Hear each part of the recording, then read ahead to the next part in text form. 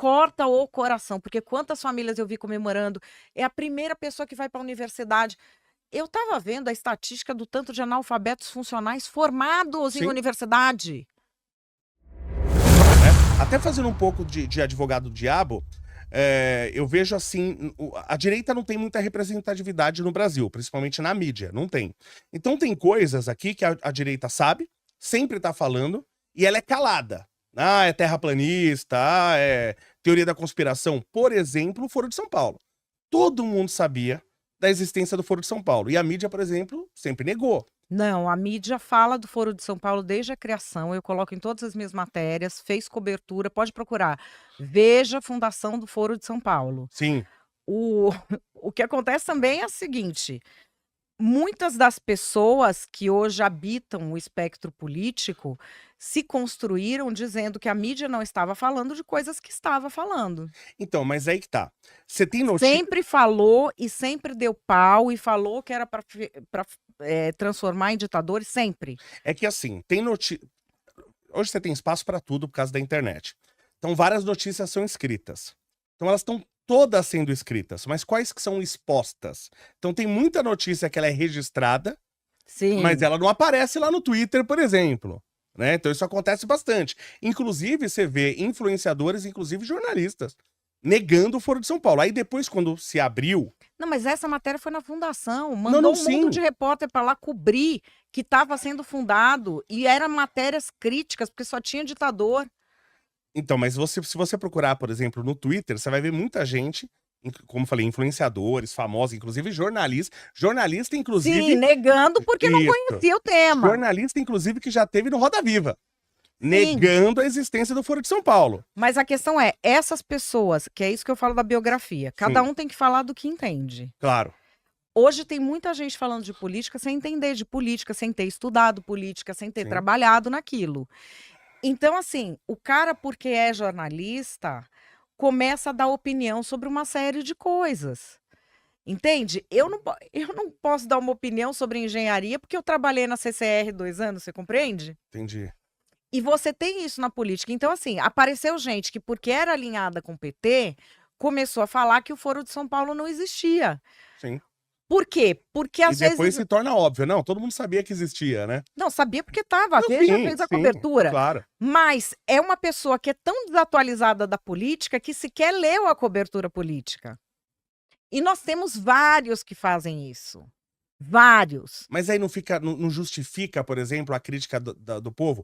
Porque se essa pessoa ela é tão desatualizada dessa forma, por que ela foi convidada, por exemplo, pro Roda Viva? Eu não entendo. Você entendeu? Eu não entendo. Então, é igual no caso, por exemplo... Mas é porque também o povo confia muito nesses tipos que são barulhentos. Nos famosos, né? Se confunde. É, eu falo aqui, se confunde a pessoa estar no alto com ter grandeza. Exatamente, né? Dá muito buzz. Eu sou contra o jornalismo agir assim.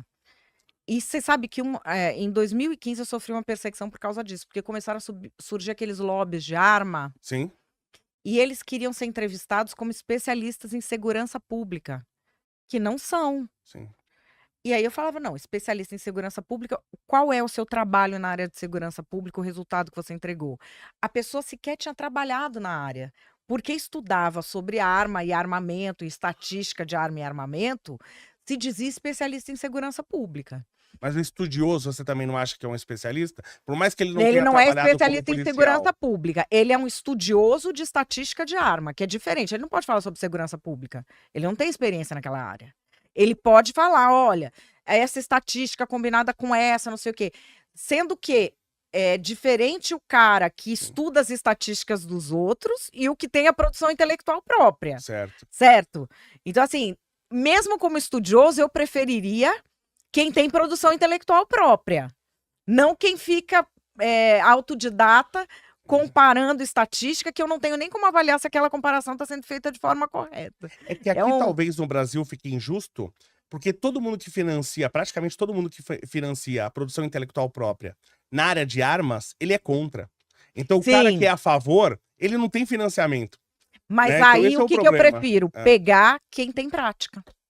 Sim, Justo. Quem tá na segurança pública. Entendi. Também porque eu não vou falar. O meu compromisso não é com o ego do fulano que tá doído Sim, ou com uma força política que fala que é minoritária. E a grande sim. questão é. A gente tem a figura do político coitadinho. Ai, porque não me deixaram fazer isso? Ai, porque não sei o quê. E eu repito uma pergunta que uma vez eu fiz numa situação de crise, quando eu estava lá em Angola, fiz para um general. Esse caminhão aqui tá cheio de quê? É soldado ou bailarina? Que é a pergunta que eu faço. Não, mas ele quis fazer, não deixaram. Ok, é soldado ou bailarina? É uma bailarininha de 5 anos que ficou com medo de entrar no palco? Ou é um soldado? Não, gente adulta arruma solução, não desculpa. Sim. E a gente tem isso aqui no debate público. A pessoa que foge da própria responsabilidade. Principalmente na área de segurança pública, que você tá lotado de gente de segurança pública e os caras não aprovam projeto. Exatamente. Assim, verdade. E aí fica falando, não, porque não sei quem não deixou, porque não sei quem não deixou. Amor, isso aí não é para deixar. Poder não se dá, se toma. Mas isso aqui, não querendo acusar ninguém, mas conheço, inclusive, gente até da igreja, né, que faz isso. Se o cara resolver o problema, ele perde o outdoor dele. Ele não pode resolver o problema. O problema tem que existir. Isso tem muito também na segurança pública. Enquanto eu tiver problema para eu poder fazer vídeo e reclamar, eu ganho voto. Se eu resolver o problema, eu não ganho mais voto. Entende? Sim. E as pessoas confiam nisso. Sim. Isso é a manipulação do ressentimento. A pessoa. Porque assim, pode ser que não dê a solução de cara. Também porque eu acho que não existe solução. A gente vai avançando. Sim. Mas se a atuação daquela pessoa não te traz nenhum avanço, é porque ela depende do problema. Sim. Mas não é o que a gente mais tem no Brasil? É. A pessoa que depende do problema. Aliás, a esquerda toda vive disso, se você for ver. Fome, pobreza, Sim. educação mesmo. Sim. Porque a educação amplia um acesso a uma coisa que não tem qualidade. Sim, concordo. E o cara se ilude. Quanta gente que a gente tem hoje em dia, depois do ProUni, que tem formação universitária. Nossa, isso eu já expliquei E várias que a vezes. formação. E assim, É. olha, me corta o coração, porque quantas famílias eu vi comemorando. É a primeira pessoa que vai para a universidade. Eu estava vendo a estatística do tanto de analfabetos funcionais formados em Sim. universidade. Eu tenho vários colegas, professores, né? 15 anos lecionando para a universidade. Tenho vários colegas de outras universidades que eles tiveram alunos analfabetos.